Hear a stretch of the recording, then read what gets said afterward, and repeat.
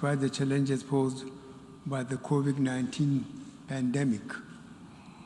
Permit me to congratulate the Secretary General Antonio Guterres on his re-election and commend his strong commitment to making the United Nations more alive to its responsibilities.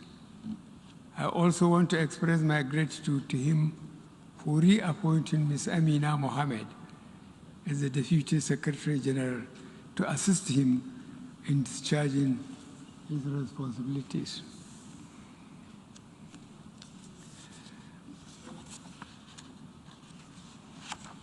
Mr. President, excuse me, the theme of this year's General Assembly, building silence, resilience through hope to recover from COVID-19, rebuild sustainability, respond to needs of the planet, respect the rights of the people, and revitalize the United Nations sums up our common desire to rescue our planet, recover our economies, and restore hope to all the peoples of the world.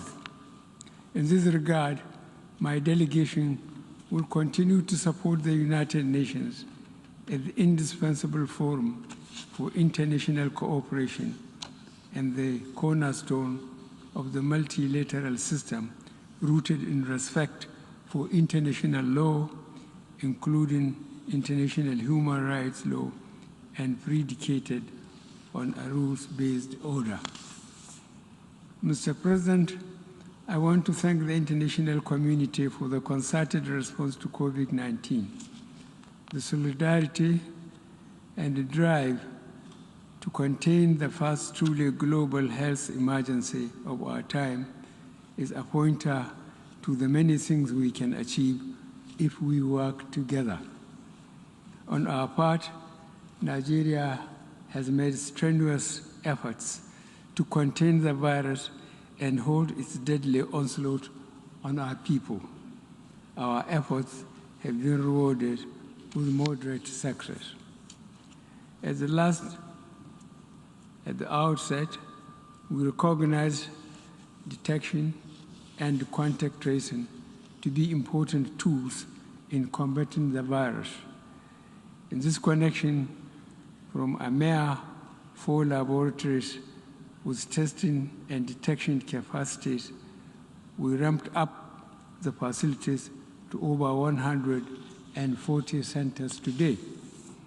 Similarly, we built isolation centers and emergency hospitals wards in record time all over the country.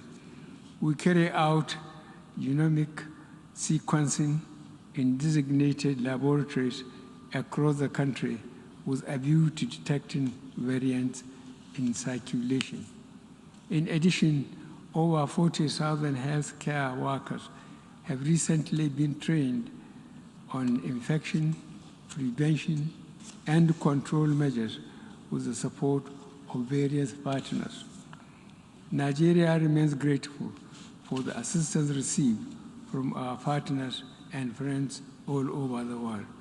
Vaccination is the key to our safe emergence from the pandemic. We fully support the COVAX initiative, from which we have benefited. We also thank the United States of America, Turkey, India, China, European Union, and others for the vaccines provided. Despite the acknowledgement, however, I would like to reiterate my call for a fairer and more equitable distribution of vaccines in all countries so that together we can fight and contain the pandemic. The rising wave of newer and more contagious strains makes this even more urgent. No country can afford the socio-economic implications of prolonged shutdown. It is imperative to underscore that no one is safe until everyone is safe. Mr. President, Nigeria remains deeply concerned over the illicit trade, transfer, and circulation of small arms and light weapons. Their excessive accumulation and uncontrolled spread in many regions of the world are having devastating humanitarian and socio-economic consequences, especially on the continent of Africa.